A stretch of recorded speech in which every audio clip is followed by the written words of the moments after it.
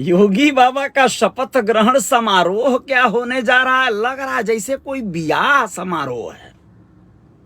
एकदम ऐसा तैयारी जोरों शोरों पर चल रही है, जैसे लग रहा है कि कोई बड़ा सा जो है जलसा होने वाला है और वहां पर पूरा कलसा रखाई का आयोजन होने वाला है। नमस्ते, मैं अजय साहनी स्टार हूं। रियल रिपोर्टर न्यूज का आपका पेज है और आप सभी का स्वागत है। दोस्तों, बताना चाहेंगे इकाना इंटरनेशनल स्टेडियम लखनऊ, वैसे तो अटल बिहारी वाजपेयी इकाना इंटरनेशनल स्टेडियम कहा जा सकता है उसे, उसका नाम अब यही है। वहां पर तैयारियां जोरों पर हैं, इतनी जोरों पर हैं कि अधिकारियों की सांसें फूल रही हैं। बहुत ज्यादा प्रेशर में हैं सभी जो कर्मचारी हैं, अधिकारी हैं।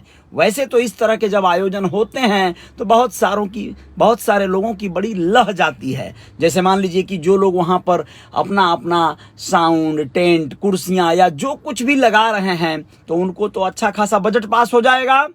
लेकिन जिनके देख रेख में वो चीजें हो रही है, अभी इस टाइम ही बहुत सारे लोग वहां पहुंच गए होंगे व्यवस्था देखने कि क्या सही साट व्यवस्था चल रही है कि नहीं चल रही है, तैयारी कैसी है, कहां तक अच्छी हुई है कि नहीं हुई है। मतलब सुबह से शाम तक तांता लगा रह रहा है। इस समय 25 मार्च को होने वाले शपथ ग्रहण समारोह को लेकर बहुत ज्यादा कहीं ना कहीं ध्यान दिया जा रहा है, सुरक्षा का भी, यातायात नियमों का भी, क्योंकि उस दिन पूरे दिन जिस तरह से फ्लाइटों का आवागमन होगा और आप लोगों को बताएं अमौसी हवाई अड्डे से लेकर इकाना स्टेडियम तक जिस तरह से रूट जो है तैयार किया है वहां के प्रशासन ने, पुलिस ने और जो परिवहन विभाग है उसने मिलकर, तो ये सारी चीजों पे जो गतिविधियां चल रही हैं वो बड़ी रोचक हैं। दोस्तों, योगी बाबा एक संत आदमी हैं। जहां पर आम आदमी पार्टी ने अपना सरदार भगत सिंह, शहीद आजम सरदार भगत सिंह के गांव जाकर अपना शपथ ग्रहण समारोह किया और एक अलग तरीके से संदेश देना चाहा, वहीं पर योगी बाबा महात्म्य व्यक्ति होकर और दूसरी बार होने जा रहे हैं। 37 साल का यह रिकॉर्ड भारतीय जनता पार्टी का टूट रहा है। कहने का आशय यह है कि रिपीट कर रहा है इतिहास खुद को। पहले 37 साल पहले पार्टी शायद दोबारा कभी सत्ता में आई थी, तो ये उसके बाद से ऐसा नहीं हुआ था।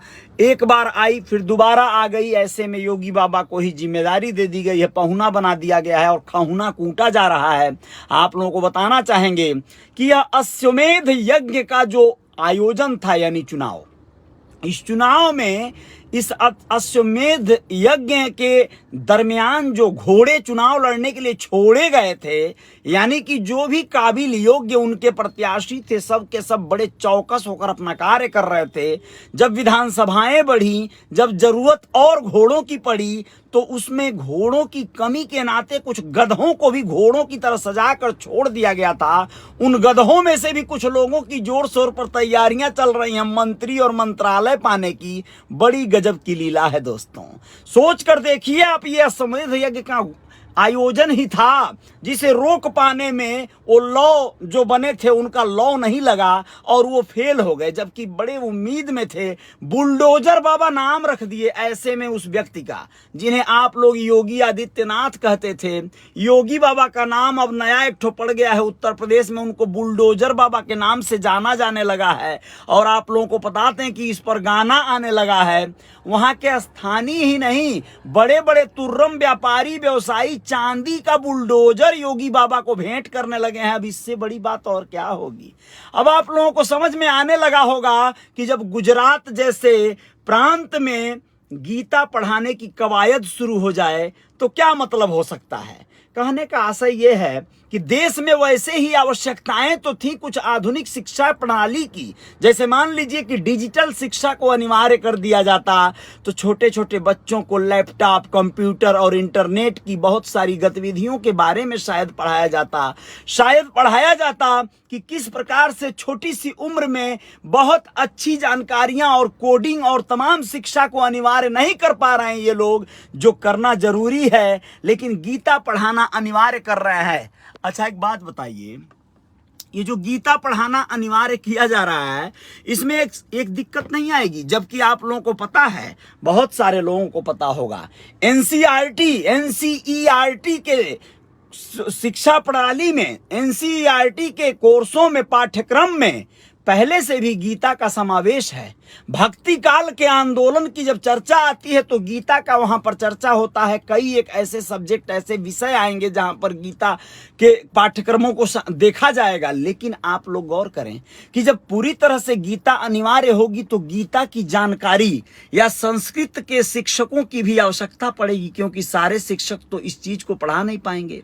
यानी यह एक डिमांड बढ़ेगी। ऐसे में वहां पर उन लोगों को ढूंढा जाएगा जो संस्कृत के या संस्कृत के श्लोक, गीता चूंकि संस्कृत में है, बहुत ज्यादा कठिन है, जटिल संस्कृत है वो, और आसान नहीं है। लेकिन ठीक है, बच्चों को ये पढ़ाने के लिए आप प्रेरित करिए, कोई दिक्कत नहीं है। गुजरात के बाद कर्नाटक में ये आवाज उठने लगी है कि क्यों नहीं गीता पढ़ाई जाएगी, बहुत जरूरी है गीता। ठीक है, पढ़ाइए आप, बहुत बढ़िया है भाई मेरे। लेकिन उसके साथ साथ अगर ऐसा होता कि बच्चों पर कितना बोझ डालोगे आप लोग।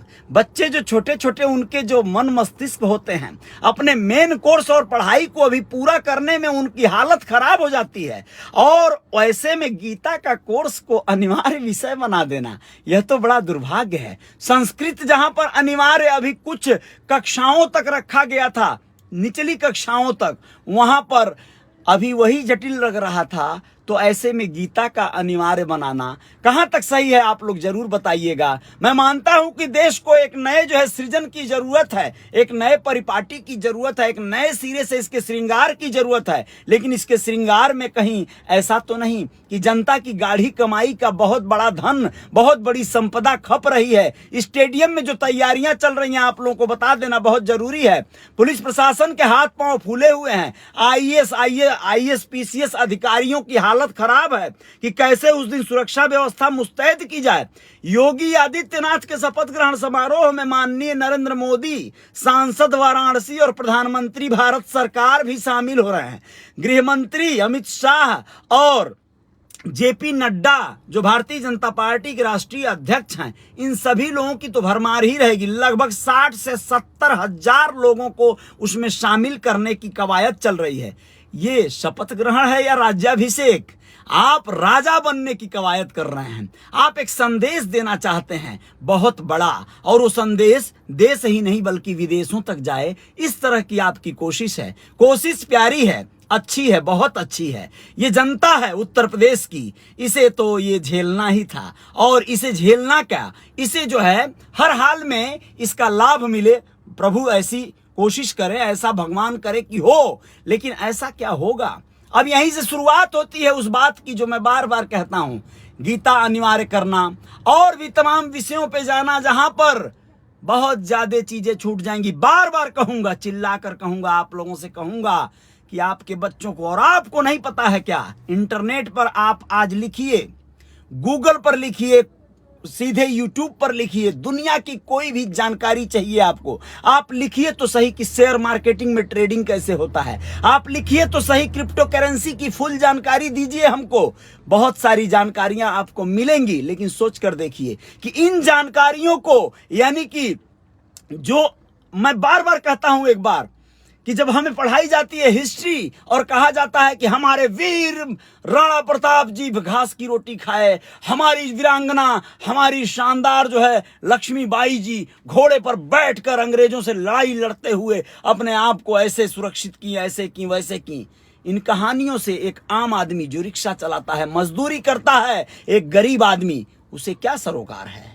वह कौन सी लड़ाई लड़ने जा रहा है? और उसे क्यों आप लड़ाई लड़ने के लिए प्रेरित कर रहे हैं? क्यों आप उसे उकसा रहे हैं? जहां पर वो अपने बच्चों के साथ घास की रोटी खाने की तैयारी करे, लेकिन अपने स्वाभिमान को मरने न दे और बोले कि मैं पुष्पाराज हूं और मैं झुकेगा नहीं साला।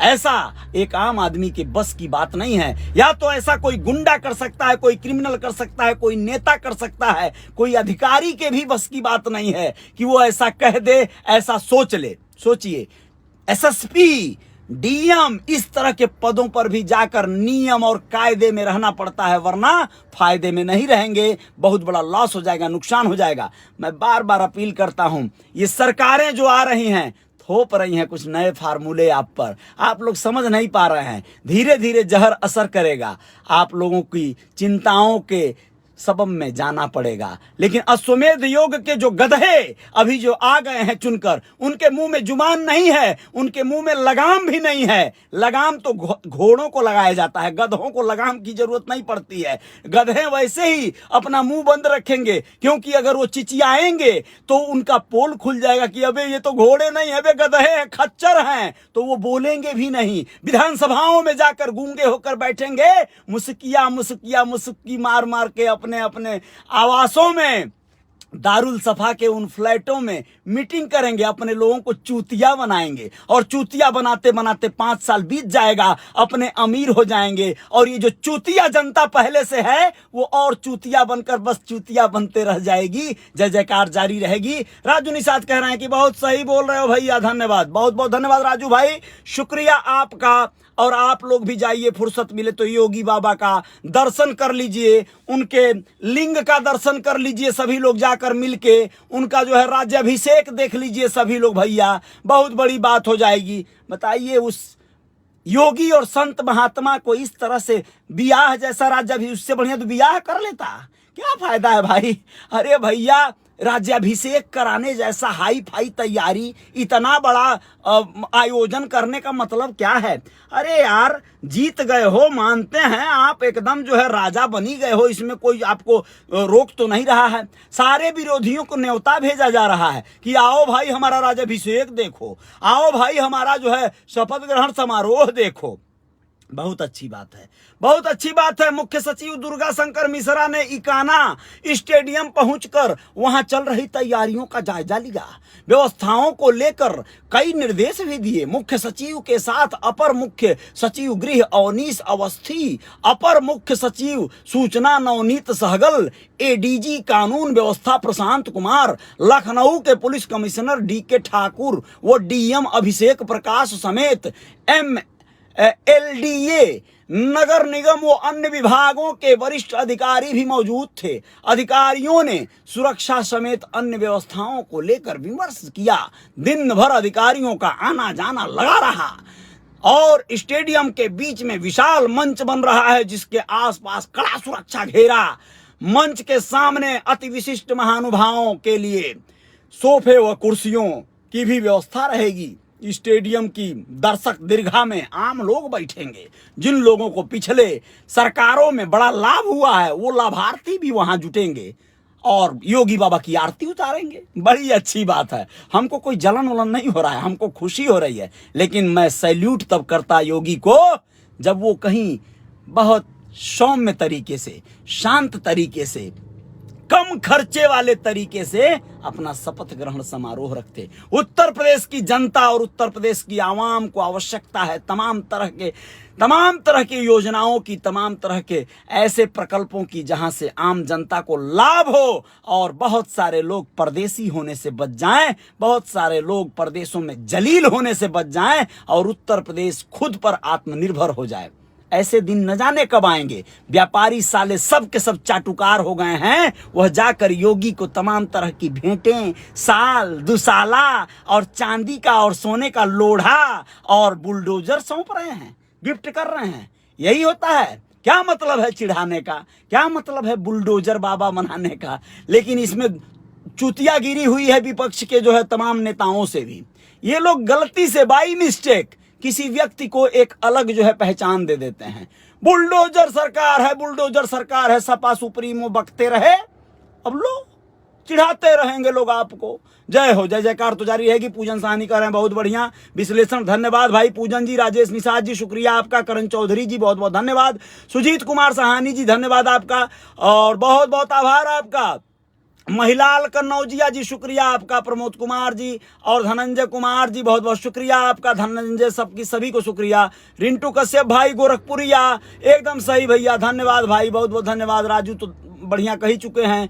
मुकेश कुमार जी शुक्रिया आपका, धन्यवाद आपका, बहुत बहुत धन्यवाद। सूरज कुमार बहुत बहुत धन्यवाद। संजय निषाद बहुत बहुत धन्यवाद।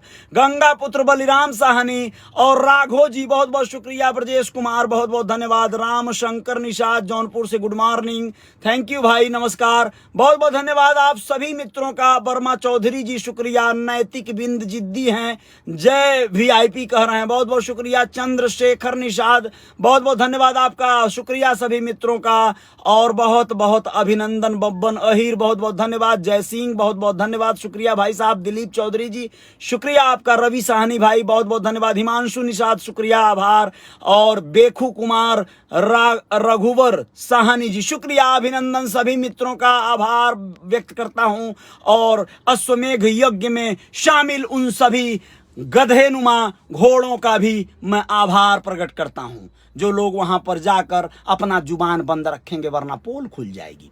जय हिंद, जय भारत। आभार आप सभी का।